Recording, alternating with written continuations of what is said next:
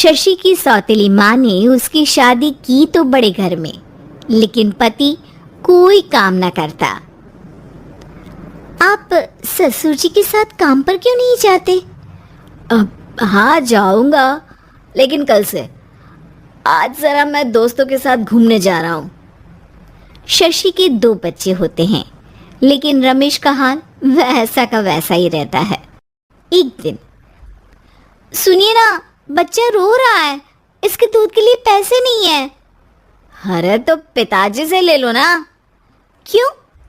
अगर आप में कमाने की क्षमता नहीं थी तो शादी क्यों की?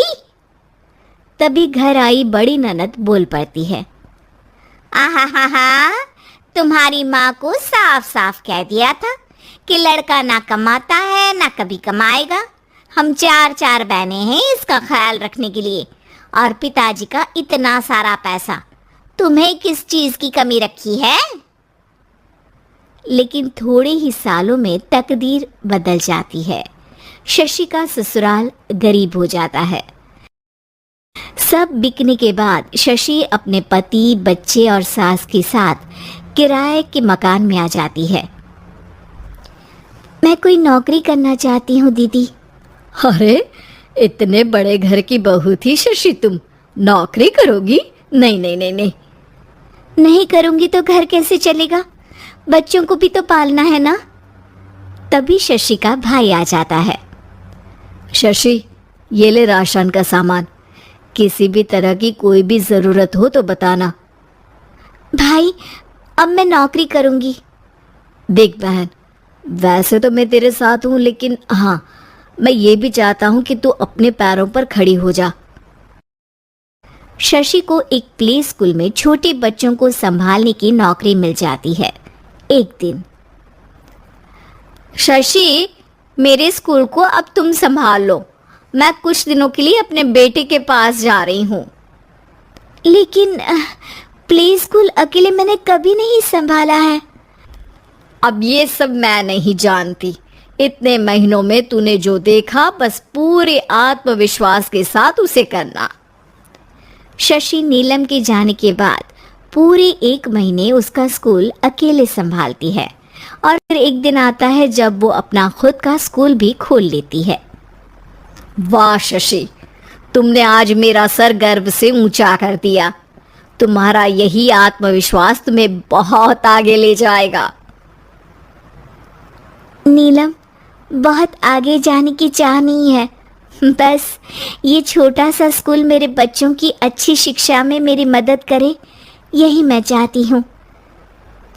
शशि थोड़े थोड़े पैसों से ही अपना परिवार पाल रही थी।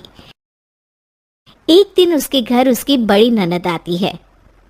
अरे भाभी, घर में कूलर तो लगा लेती, मेरी माँ को कैसे पंखे में लिटा रखा है? अरे तो शशि कौन सा एसी लगा कर सो रही है, वो भी तो यहीं रहती है ना मेरे पास।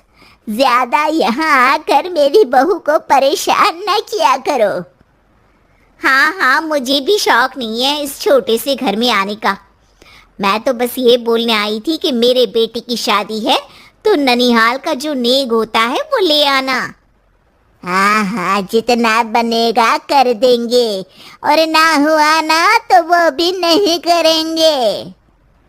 तभी शशि बोल पड़ती है, अरे नहीं माँ जी, रीटा घर की बेटी है, उसके ससुराल वाले उससे शादी पर पूछेंगे कि मायके से क्या मिला। रीटा, तुम मुझे सामान की लिस्ट भेज देना, मैं पूरी कोशिश करूँगी कि तुम्हारी हर डिमांड को पूरा करें।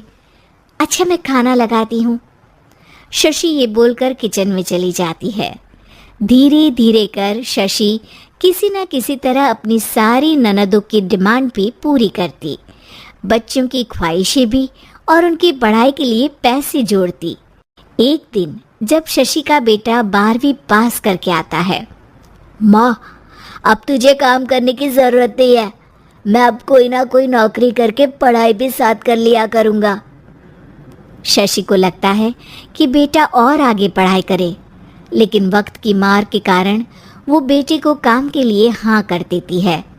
अब बेटा एक बैंक में चपरासी बन जाता है। है लड़का, देखने में तो बड़ा अच्छा है, अंग्रेजी भी पटर पटर बोलता है, फिर चपरासी क्यों? लड़का सारी बात मैनेजर को बता देता है।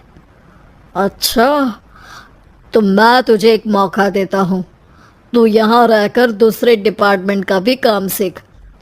अगर तू किसी एक का भी काम अच्छे से सीख गया तो मैं तुझे यहाँ टेबल चेयर में बैठने वाली नौकरी दे दूंगा। लेकिन एक दिन शशि की ननद उसे फोन करती है। अरे भाभी, देखो मायका तो मेरा तुम लोगों से ही है। मैंने आपके बेटे और मेरे भतीजे प्रदीप के लिए यहाँ एक नौकरी देखी है, पूरे 5,000 मिलेंगे। वैसे करता ही क्या है, चपरासी ही तो है ना। कोई बात नहीं रीटा, मैं उसे इस शहर के बाहर नहीं भेजना चाहती हूँ। बाकी वो शाम को आएगा तो मैं पूछ लेती हूँ। वहीं प्रदीप मैनेजर की बात से खुश हो जाता है और मैनेजर के काम पर ही नज़र रखने लगता है। वो उनकी तरह के पेपर पढ़ता, काम करता और आने वाले लोगों की बातें सुनता। एक दिन बैंक में ऑडिट वाले आते हैं। ये गलत है, पूरी बैलेंस शीट नहीं मिल रही है, कहीं ना कहीं गड़बड़ है। ए मैनेजर, क्या करते हो? बैंक के पैसों का हिसाब सही नहीं है। मैनेजर के पसीने छूट जाते हैं।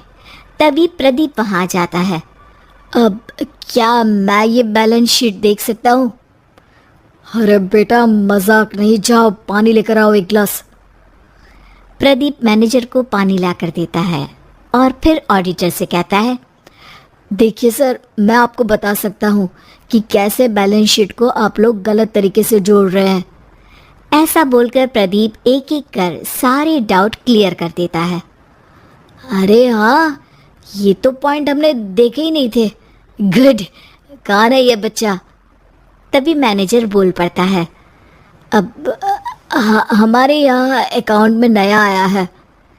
ऑडिटर के जाने के बाद, वाह प्रदीप, आज तो तुमने मेरी नौकरी बचा ली।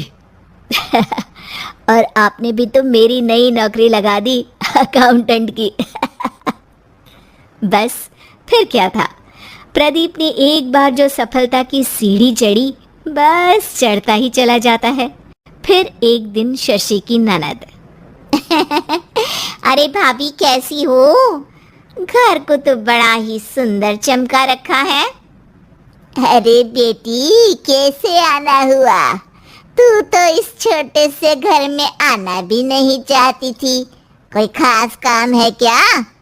अब हाँ, वो माँ, मेरा जो मझला बेटा है ना, वो अकाउंट से पढ़ाई कर रहा है, तो प्रदीप से बोलकर उसकी भी कहीं अच्छी नौकरी लगा दो ना। सास और शशि समझ जाते हैं कि कैसे पैसे आते ही लोगों के बात करने के तरीके से लेकर रिश्ते निभाने तक में बदलाव आ जाता है।